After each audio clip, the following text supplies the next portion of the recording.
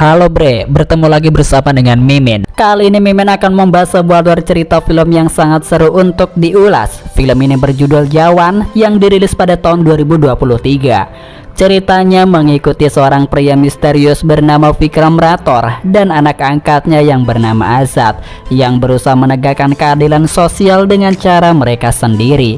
Azad bekerja sebagai kepala penjara wanita dan membentuk tim wanita tangguh untuk menculik orang-orang penting, bukan untuk uang, melainkan untuk menuntut keadilan bagi rakyat miskin yang tertindas oleh korupsi dan ketidakadilan sistem.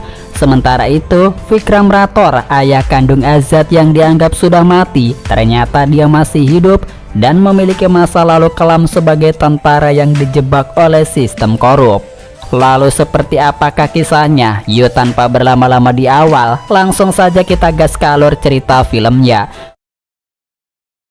Semuanya berawal di sebuah desa di suku laut timur India, di mana seorang ibu dan anak laki-laki yang berada di sungai tiba-tiba menemukan seorang pria yang hanyut di sungai tersebut.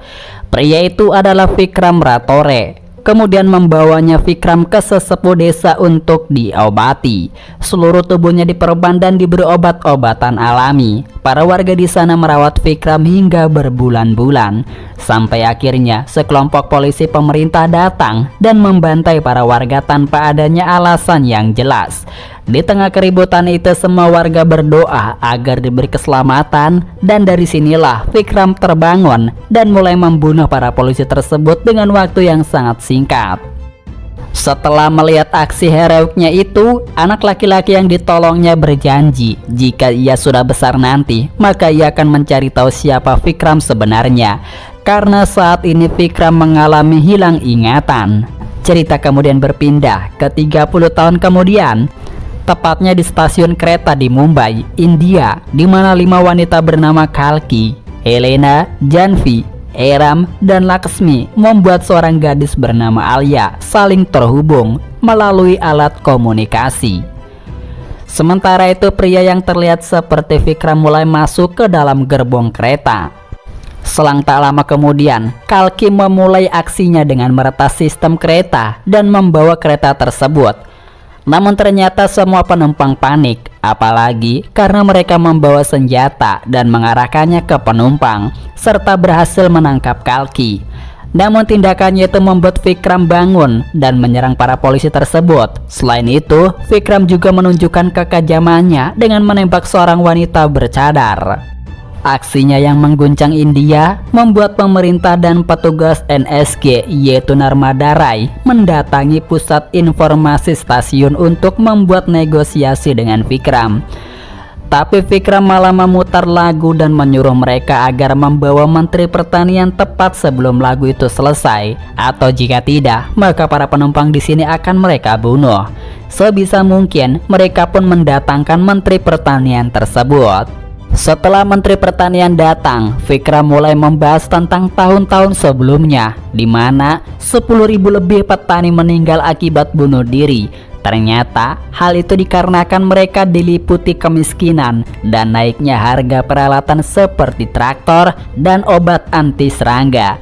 Untuk memperbaiki semua ini, Vikram kemudian meminta sejumlah uang sebesar 40 juta duit India. Namun sayangnya si menteri tak bisa menyanggupi uang sebanyak itu. Vikram lalu meminta si menteri agar berhutang kepada seorang pengusaha kaya raya. Dan di saat itulah Vikram mengambil kesempatan untuk mengancam anak dari pedagang senjata global yang kebetulan ada di gerbong itu.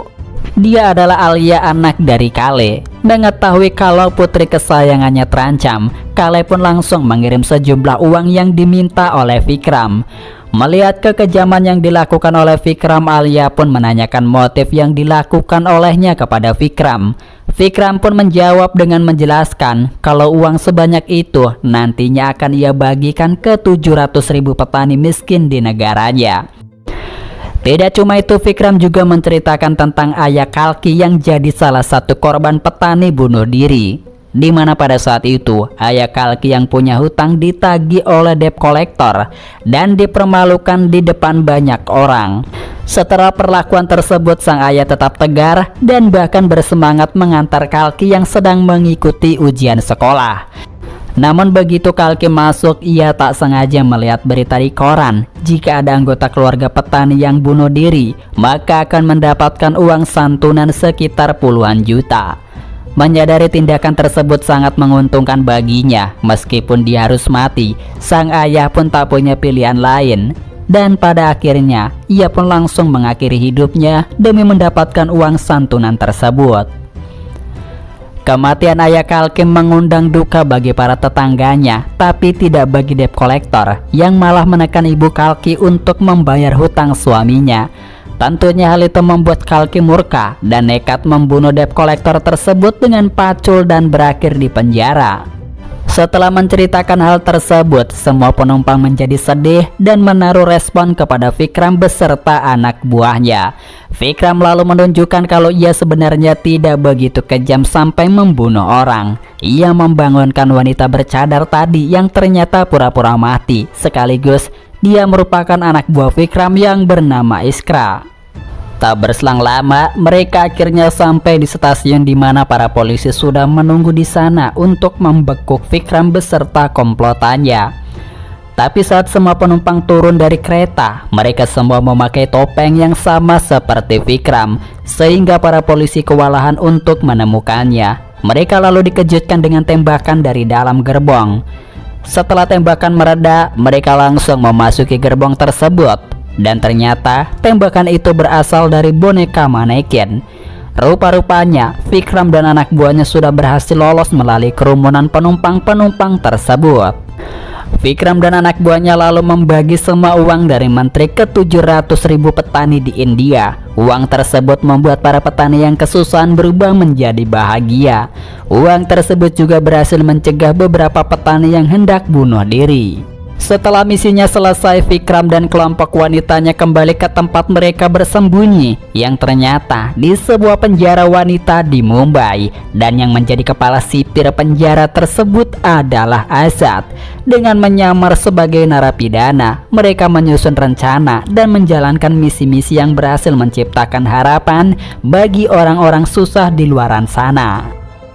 Suatu hari Azad bersama ibu angkatnya yang bernama Kaveri pergi ke rumah wanita yang akan dijodohkan dengan dirinya. Karena Azad ini meskipun ganteng, namun dia masih belum memiliki seorang kekasih. Namun dalam pertemuan itu, si wanita ada keperluan mendadak dan digantikan dengan anak gadis dari wanita tersebut yang bernama Suji. Selama beberapa hari, Azad dan Suji semakin dekat. Bahkan Azad mau mendatangi sekolahnya untuk ikut rapat dengan sang guru. Namun setelah rapat selesai, ibu dari Suji datang, di mana ternyata wanita yang akan dijodohkan dengan Azad adalah Narmada. Meskipun begitu, Azad mulai jatuh cinta dengan Narmada. Begitu pula dengan Narmada. Keduanya lalu saling berbagi cerita masing-masing. Namun tentu saja Azad tetap menyembunyikan dirinya yang sebenarnya sebagai Vikram. Keesokan harinya, seorang menteri kesehatan sedang berbicara di acara kampanyenya dengan meyakinkan semua orang kalau fasilitas di rumah sakit pemerintah adalah yang terbaik. Padahal nyatanya puluhan rumah sakit di India sangat tidak memadai, di mana tabung oksigen, obat-obatan, dan peralatan medis tidak sesuai dengan peraturan yang ada. Sang menteri terus berbicara tentang kebohongan dan bahkan meyakinkan mereka dengan menantang agar ditembak di bagian jantungnya. Dan di saat itulah Kalki menembak dada sang menteri. Para petugas keamanan lalu memanggil ambulans serta mengawal untuk dibawa ke rumah sakit berbayar. Namun di tengah jalan rupa-rupanya tubuh sang menteri tak ada. Sang menteri serta sekretarisnya ternyata diculik oleh Azad dan timnya. Mereka membawa sang menteri ke rumah sakit pemerintah yang sebelumnya dibahas. Di rumah sakit itulah terlihat kalau apa yang dikatakan sang menteri tak sesuai dengan ekspektasi Azad. Lalu menyiarkan aksinya itu di TV secara umum dan kembali bernegosiasi dengan Narmada. Azad mengungkapkan kalau 3 tahun yang lalu ada 40 anak yang mengidap radang otak dirawat di rumah sakit pemerintah ini. Eram yang saat itu sebagai dokter di sana kemudian meminta ke direktur rumah sakit untuk mengirim barang peralatan yang habis seperti tabung oksigen. Namun si direktur tak peduli karena tak ada konfirmasi dari Menteri Kesehatan. Alhasil Eram pun terpaksa pergi ke bengkel-bengkel las untuk meminjam tabung oksigen mereka. Namun sayangnya usaha Eram sia-sia karena puluhan anak telah meninggal terlebih dahulu. Bukannya menyalahkan diri sendiri, pihak pemerintah malah menyalahkan Eram dan menuduh Eram kecanduan narkoboy, sehingga ia lalai dalam mengurus puluhan anak-anak tersebut hingga menyebabkan meninggal. Karena kejadian itu, Azad menuntut untuk memperbaiki fasilitas umum rumah sakit pemerintah dalam waktu 5 jam, atau jika tidak, maka nyawa Menteri Kesehatan yang jadi taruhannya. Tanpa berpikir panjang, pemerintah pun meningkatkan fasilitas rumah sakit mereka di berbagai wilayah. Dan akhirnya, usaha pemerintah memperbaiki fasilitas selama 10 tahun bisa terwujud hanya dalam waktu 5 jam saja. Setelah fasilitas rumah sakit sudah ditingkatkan, Azad dan yang lainnya pergi dari tempat itu. Namun sayangnya, mereka dihadang oleh para polisi dan memaksa mereka untuk terlibat tembak-menembak. Dalam baku tembak tersebut, Narmada turun tangan untuk menghadapi calon suaminya sendiri, yaitu Azad yang memakai topeng.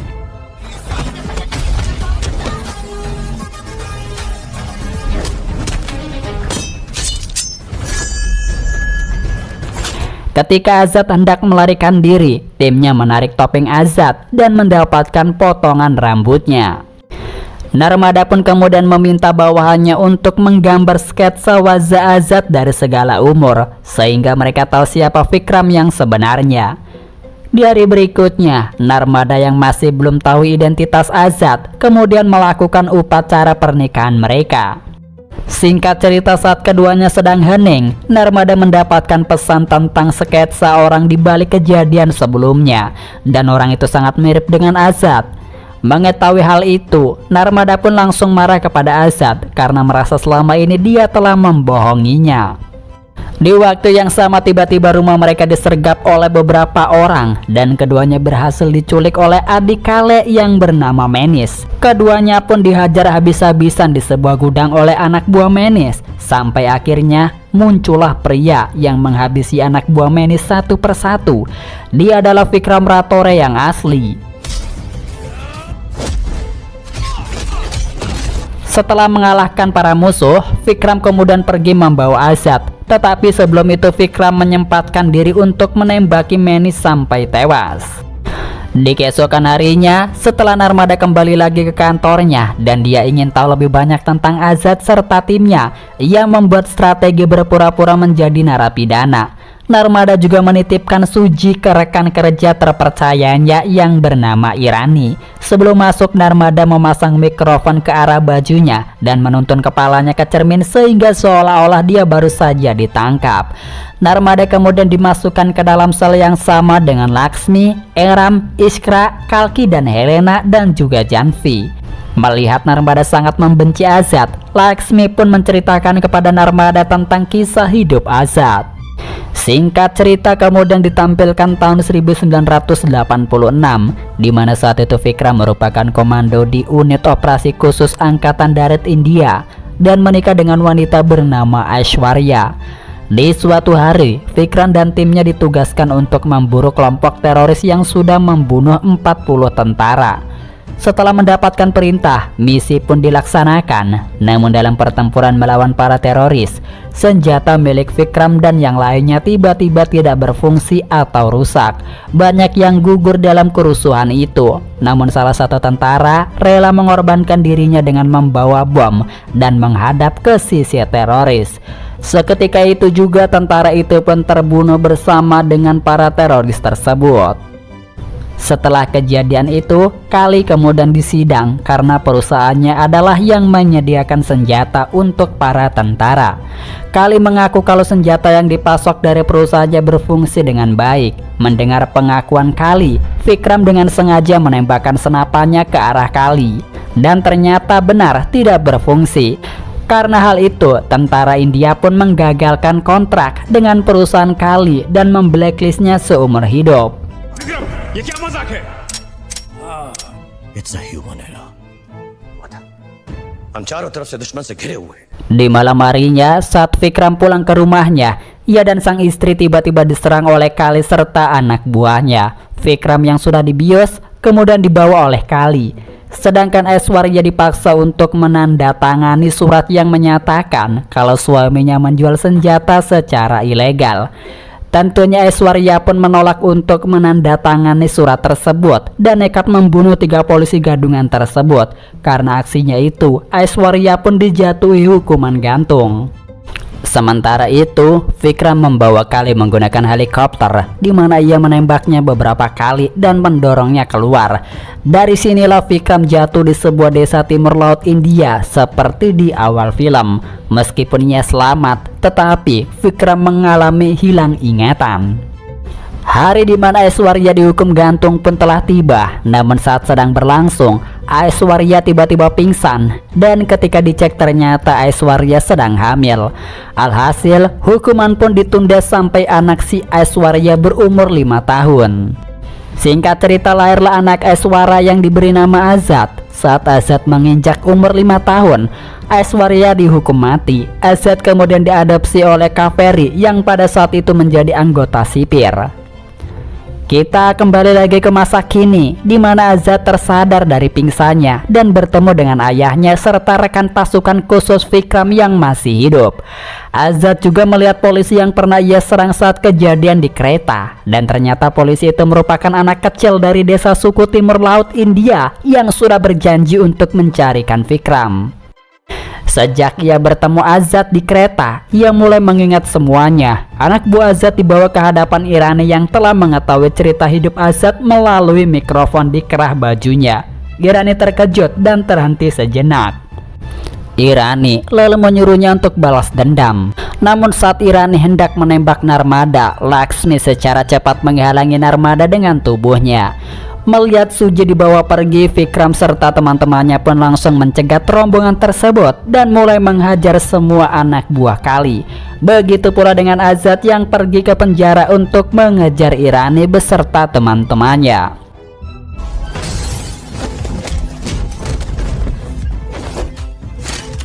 Di tengah pertarungan tersebut, Irani memanggil pasukan polisi untuk menangkap Azad. Namun Irani lupa kalau penjara ini adalah miliknya Azad.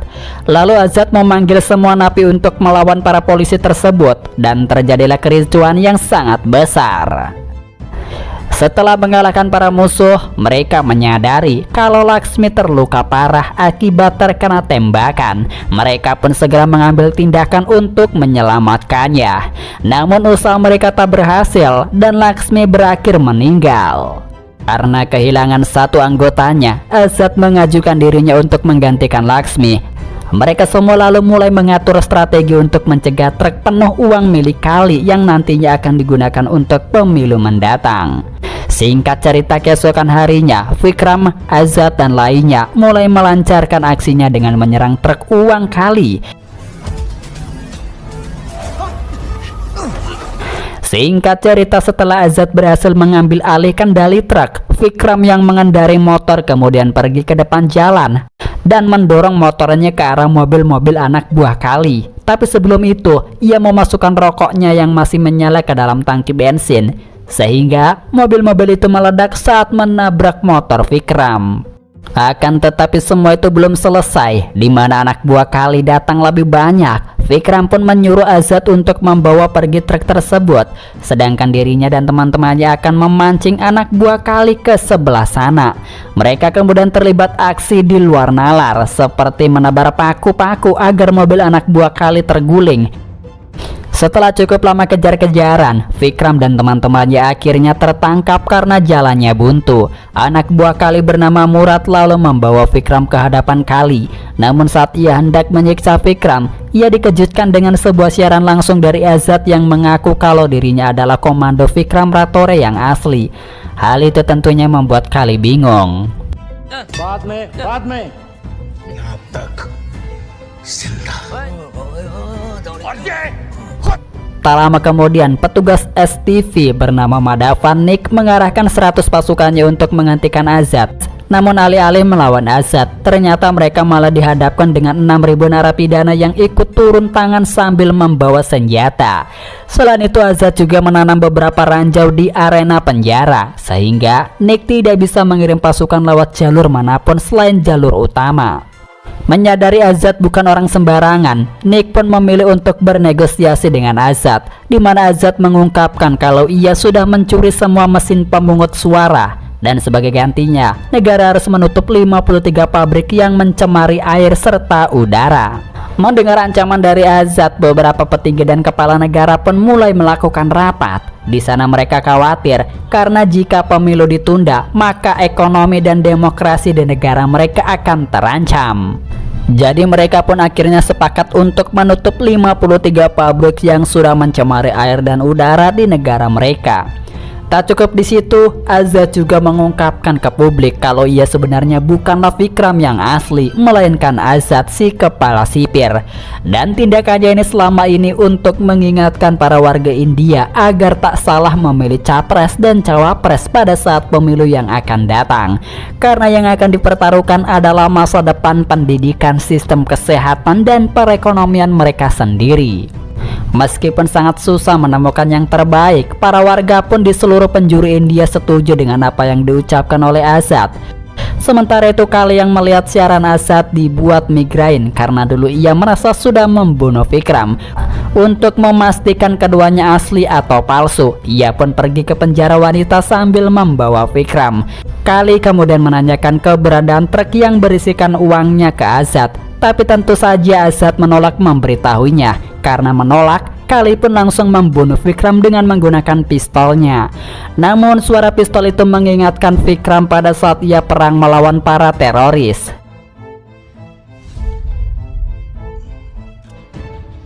Kali nahi.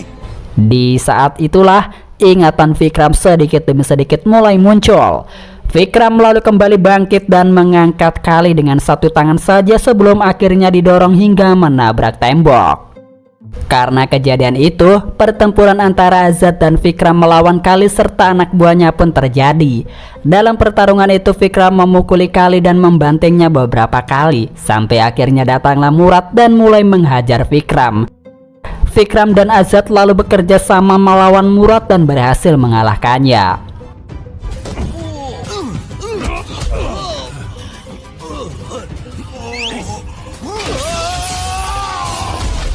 Kali yang sudah babak belur kemudian dibawa Vikram ke lokasi eksekusi gantung. Vikram lalu menyuruh anak buahnya untuk menggantung mati Kali, sama seperti Kali lakukan terhadap istrinya Vikram.